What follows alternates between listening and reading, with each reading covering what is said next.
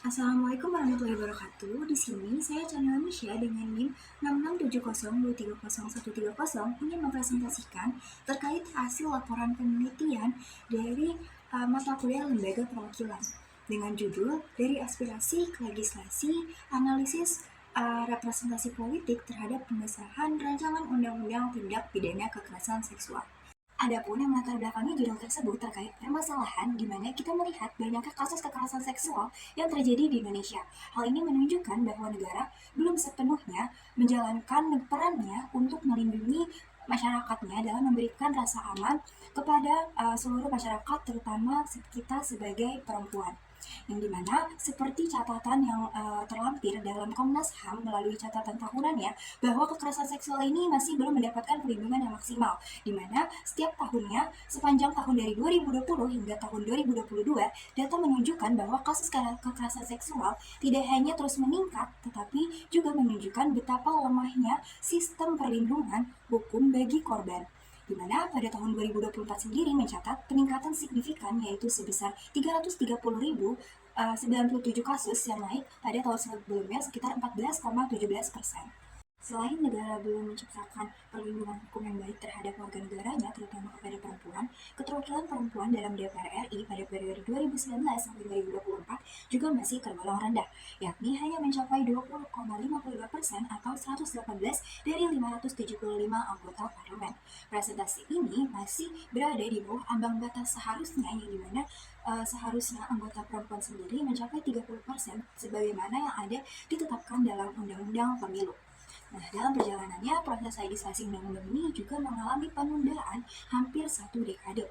Dimulai dari sejak tahun 2012, sejak pertama kali rancangan undang-undang tindak pidana kekerasan seksual ini diusulkan. Dimana jika kita kaitkan pada representasi perempuan sendiri yang tidak mencapai 30%, kemungkinan terkait adanya ketidaksadaran di pihak badan legislatif terkait kasus kekerasan seksual pada perempuan itu sendiri. Berangkat dari permasalahan tersebut, maka dapat dirumuskan sebagaimana rumusan masalah terkait bagaimana representasi politik perempuan dalam proses legislasi Undang-Undang Tindak Pidana Kekerasan Seksual atau Undang-Undang TPKS nomor 12 tahun 2022 di DPR. Yang kedua, apa saja faktor yang menyebabkan keterlambatan pengesahan Undang-Undang TPKS serta sejauh mana pengesahan Undang-Undang TPKS ini mencerminkan perbaikan dari representasi politik perempuan sebagai korban kekerasan seksual dalam sistem legislasi. Perumusan masalah tersebut, saya menggunakan teori terkait representasi politik dari Hannah Pitkin, yang dimana ia mengatakan bahwa salah satu konsep yang mendalam dalam politik modern ialah representasi politik. Dalam bukunya yang berjudul The Concept of Representation pada tahun 1967, Pitkin mengidentifikasikan dan membedakan beberapa bentuk dari representasi yang terkait dengan proses politik dan perwakilan, di mana Pitkin sendiri membagi konsep representasi menjadi 2 dimensi utama, yaitu yang pertama standing for dan yang kedua acting for, yang mencakup berbagai jenis representasi tersebut. Kita mulai dari standing for, bahwa standing for ini berarti mewakili sebagai simbol atau substitusi, di mana hal ini mencakup terkait representasi deskriptif. Nah, dalam representasi deskriptif sendiri merujuk pada kesamaan demografis antara wakil dan yang diwakili, di mana wakil tersebut menyerupai orang yang diwakili dalam karakteristik tertentu seperti jenis kelamin, ras, etnis, atau kelas sosial. Lalu yang kedua ada representasi simbolik, di mana hal ini menekankan penggunaan simbol atau identitas tertentu, yang mana hal ini tuh bisa mewakili atau menggambarkan sesuatu representasi simbolik lebih berfokus kepada nilai dan makna yang ditunjukkan oleh wakil tersebut daripada kesamaan demografis. Nah, dalam kasus yang saya angkat terkait kasus perempuan dan Undang-Undang TPKS sendiri, representasi simbolik ini bisa dilihat dari peran tokoh perempuan di DPR yang dianggap sebagai simbol perjuangan hak-hak perempuan itu sendiri. Meskipun dalam representasinya bahwasanya representasi simbolik ini belum tentu berarti ada upaya yang nyata dalam mewakili kepentingan substantif kelompok yang diwakili, seperti contohnya kelompok perempuan terkait korban kekerasan seksual ini sendiri. Nah, yang kedua itu acting for, yang artinya mewakili melalui aksi atau perjuangan kepentingan, yang meliputi terkait representasi substantif. Nah, representasi substantif menurut Pitkin sendiri bahwasanya ia menggambarkan sebuah representasi substansi secara legal yang lebih aktif dan berorientasi pada tindakan nyata. Lalu yang terakhir ada representasi formal, di mana representasi formal ini merujuk pada legitimasi yang diberikan kepada wakil politik untuk mengambil keputusan secara sah dan dilakukan akan melalui prosedur hukum yang berlaku sesuai dengan hukum di negara tersebut. Nah, kita masuk ke dalam hasil dan pembahasan yang pertama terkait bagaimana representasi perempuan dalam proses legislasi di Rancangan Undang-Undang Tindak Pidana Kekerasan Seksual. Bahwasannya, prinsip dari representasi perempuan atau keterwakilan perempuan bukan hanya dilihat dari jumlah perempuan dalam parlemen, tetapi juga dari bagaimana kebijakan-kebijakan yang dihasilkan mampu menjawab kebutuhan kelompok rentan, khususnya perempuan dan anak sebagai kekerasan seksual yakni korbannya. Nah, keterlibatan perempuan dalam proses legislasi itu sendiri juga bukan sekedar soal kehadiran secara jumlah, tetapi lebih dari itu, yakni ia sendiri mencerminkan apakah suara dan pengalaman perempuan itu benar-benar didengar dan diperjuangkan dalam ruang pengambilan keputusan.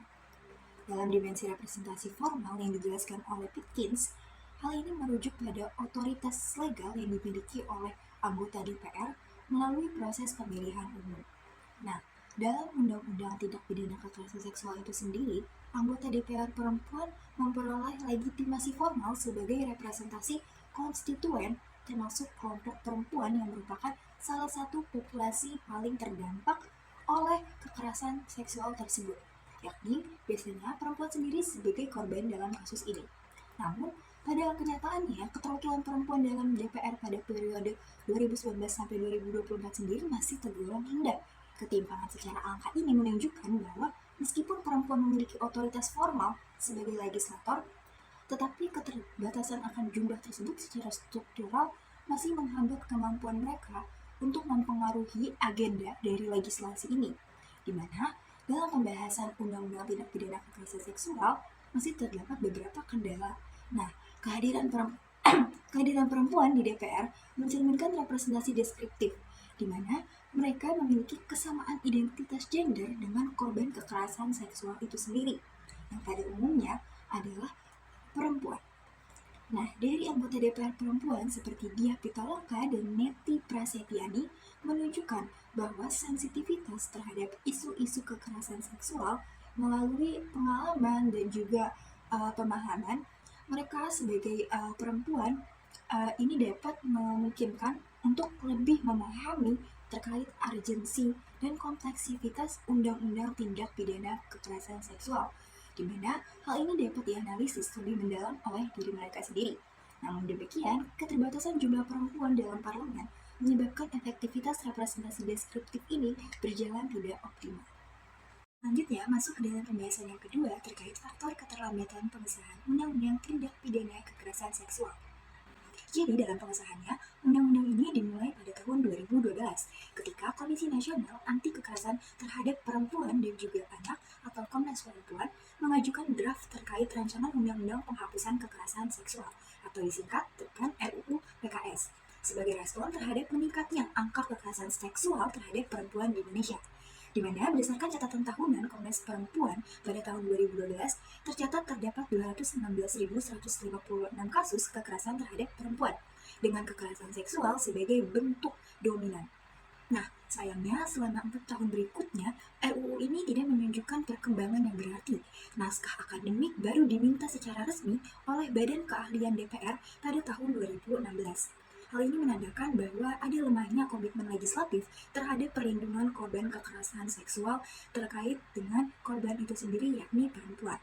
RUU PKS ini akhirnya masuk dalam program legislasi nasional atau prolegnas prioritas pada 2016, tetapi pembahasannya mandek hingga akhir jabatan DPR di periode 2014 sampai 2019.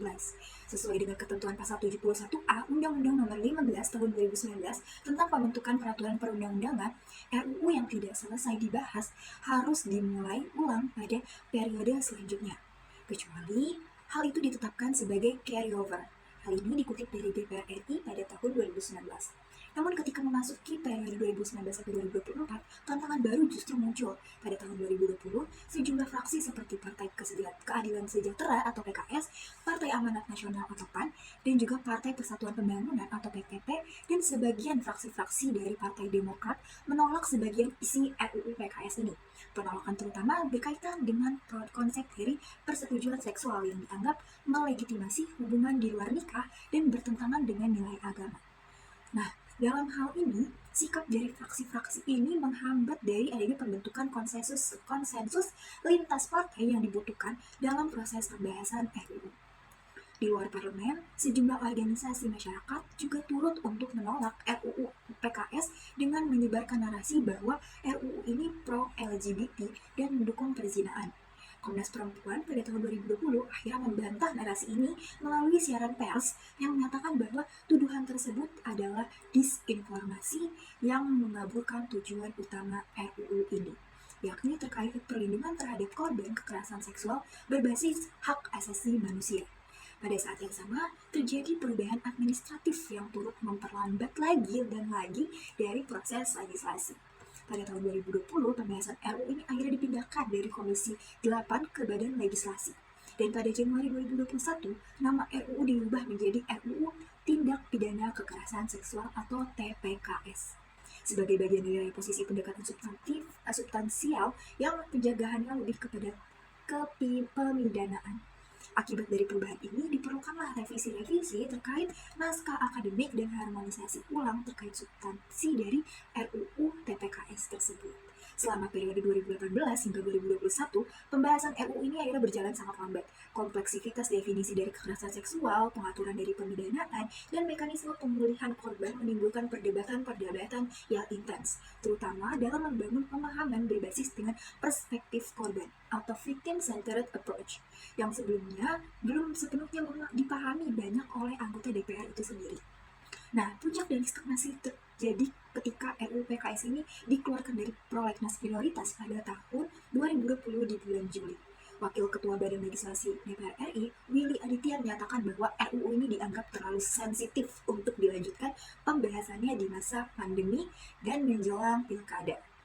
Nah, dari hal tersebut, keputusan ini tentunya memicu berbagai reaksi keras dari masyarakat sipil, serta adanya kampanye #sahkan RUU PKS yang muncul dari berbagai platform digital. Hal ini menandai bahwa meningkatnya desakan dari publik terhadap parlemen untuk menuntaskan legislasi yang tertunda.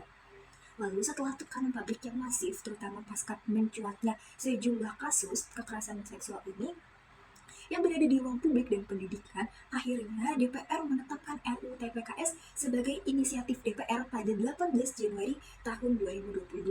Dan akhirnya RUU ini resmi disahkan menjadi Undang-Undang Nomor 12 tahun 2022 tentang tindak pidana kekerasan seksual pada 12 April 2022 dalam rapat paripurna DPR RI. Lanjut pada penjelasan terakhir terkait pengesahan Undang-Undang Nomor 12 Tahun 2022, yakni tentang tindak pidana kekerasan seksual atau UU TPKS, yang menandai titik balik penting dalam arah kebijakan hukum Indonesia yang sebelumnya cenderung abai terhadap kasus kekerasan seksual terutama pada korban perempuan. Undang ini menjadi wujud konkret dari desakan kolektif perempuan untuk menempatkan pengalamannya sebagai korban ke dalam arena kebijakan publik. Dalam konteks ini, Undang-Undang Tindak Pidana Kekerasan Seksual merepresentasikan bentuk artikulasi politik perempuan yang berhasil mendorong negara Indonesia ini untuk mengakomodasi kebutuhan-kebutuhan dalam perlindungan hukum secara lebih adil dan inklusif. Secara normatif, Undang-Undang Tindak Pidana Kekerasan Seksual ini memuat sejumlah ketentuan progresif yang memperkuat posisi korban seperti jaminan akses terhadap pendampingan berbasis sensitivitas gender sesuai dengan pasal 26. Lalu adanya hak atas pemulihan serta perluasan bentuk-bentuk kekerasan seksual yang sebelumnya tidak dijangkau oleh peraturan perundang-undangan di Republik Indonesia itu sendiri. Lebih dari itu, perlibatan dari Komisi Nasional Anti Kekerasan Terhadap Perempuan atau Komnas Perempuan itu sendiri sebagai institusi pemantau pelaksanaan undang-undang ini memberikan legitimasi terhadap pentingnya pengawasan eksternal yang berpihak kepada korban itu sendiri. Sekaligus hal ini juga memperkuat adanya representasi politik perempuan dalam pengawasan hukum di negara Indonesia.